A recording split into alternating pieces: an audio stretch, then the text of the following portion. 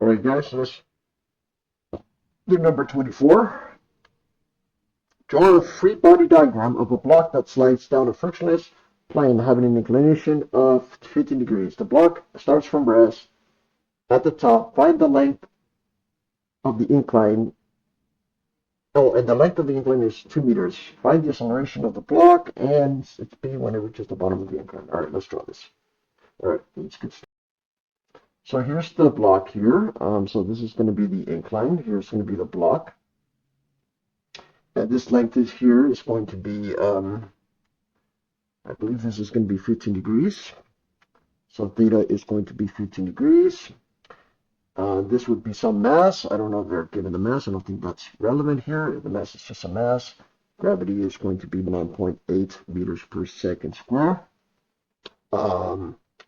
And the length here is going to be 2 meters. So this whole thing is going to be 2 meters, and it starts from rest.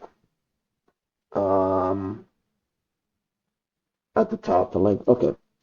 So on this problem, problems like this, when there's an incline, you could do it two ways. You could do the Cartesian horizontal like this, or you can do it vertically.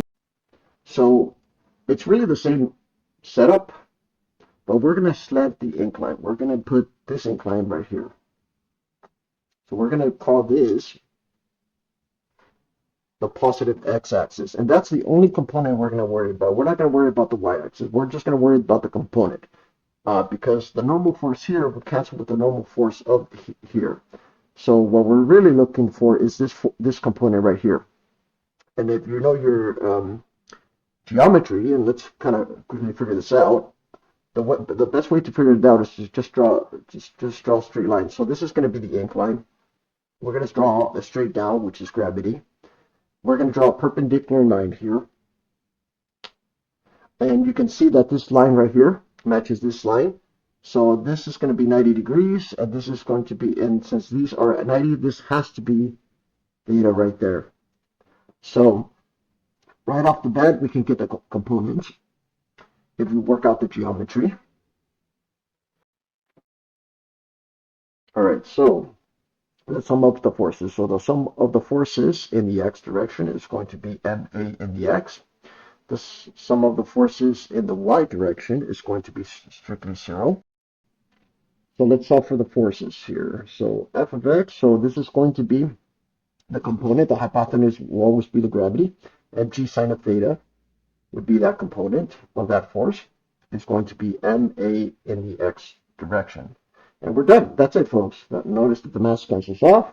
So the equation here will just result in I'm just going to call it, the acceleration is going to be g sine of theta. Now let's test this. Let's think about this logically. If the incline was 0 degrees, what would the acceleration be? Well, wouldn't it be 0? So if the incline is straight up 90 degrees, the acceleration would be as maximum as gravity, going straight downward. So this matches. So it's really just this formula right there. So I'm just going to plug it in. So the acceleration here is going to be 9.8 meters per second square multiplied by sine of 15 degrees. I'm just going to write this down. So 9.8 sine of 15 degrees. So the value of the acceleration is going to be 2.54 meters per second square. So that's part A. All right, so part B here, its speed when it reaches the bottom of the incline. All right, so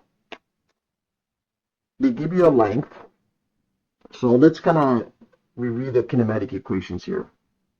So change of x is going to be v naught t plus at squared over 2. Change of v is going to be at. And this applies when the acceleration is constant. So that means that if there's a constant force, there's a constant acceleration. They give the length, they give L here. We're going to change that. They don't, and it starts from rest, so we know it's going to be 0 at the top. So yes, so this is going to be 0. So you're going to have this equation, L equals AT squared over 2.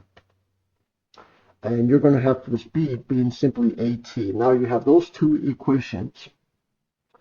What I'm going to do is I'm going to solve for, it's going to ask for the speed. We don't care about the time, so we're going to just solve for the time here.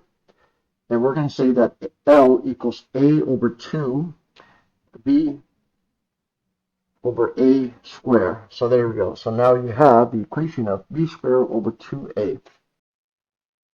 So once you get your, we're going to just be plugging in B is going to squared over 2A. Okay. So V is going to be 2 times the acceleration, which is going to be g sine of theta. I'm just going to write the whole formula down. Times the L. So I'm just going to plug it in there. So 2 times g sine of theta, which is 2.54, times the length of 2 meters. So the speed when it reaches the bottom of the incline is going to be 3.18 meters per second. All right, we're done.